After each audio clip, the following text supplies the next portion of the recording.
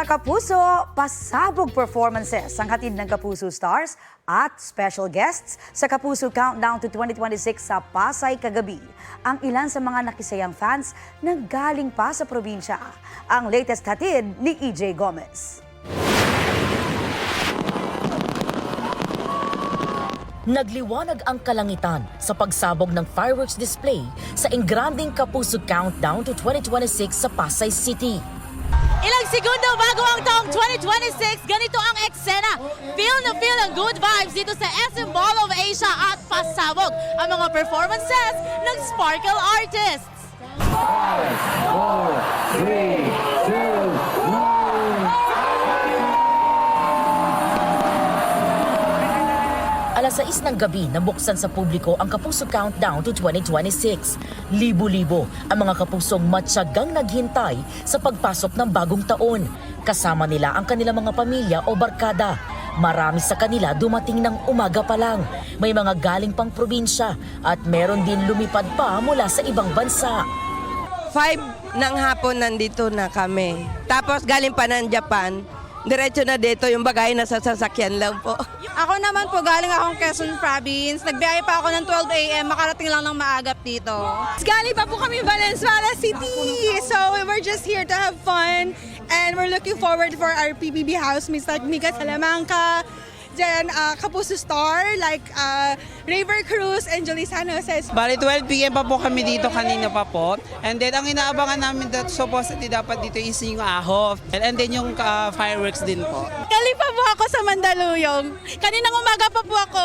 May dala po akong tarotot pang New Year po.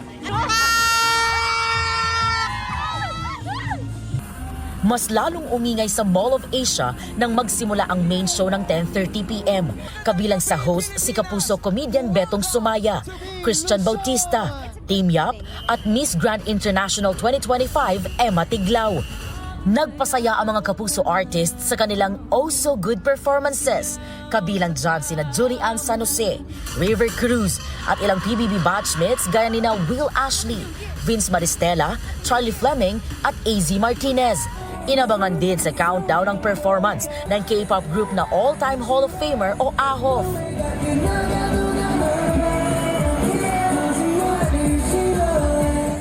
Sobrang sulit at super happy. Kumusta ang pag-join dito? Sobrang enjoy at mga pasabog yung pinakita ng AHOF. Sobrang worth it and grabe kahit malayo yung mga pinanggalingan, sobrang worth it po. Thank you so much! Happy New Year! EJ Gomez, nagbabalita para sa GMA Integrated News. Ipinasilip ng ilang Kapuso Stars ang naging highlights ng kanilang New Year celebration. Mapapaninang ka kay Rochelle Pangilinan. Namigay kasi siya ng angpaw sa kanilang salubong. O ayan, spotted dyan ang kanilang pamangkin ng mister na si Arthur Solinap na si Paul Salas. Kaya naman, everybody happy. Shinare naman ni Arthur ang kanilang family portrait ni Rochelle kasama ang anak na si Shiloh. Naka-all white naman sa salubong sa 2026 sina Sanggang Dikit for Real stars Dennis Trillo at Jedeline Mercado. Instant good vibes ang hatid ng kanilang family picture. Siyempre, super sweet din ang Jen sa kanilang pic together. Shinare rin ni Kapuso primetime princess Barbie Forteza ang kanilang family picture. Say ni Barbie, it's a crazy ride ang 2025 at nagpasalamat sa learnings. Ready na raw siya for 2026. Sina Jack Roberto at Sanya Lopez may pasilip din sa kanilang family medianoche.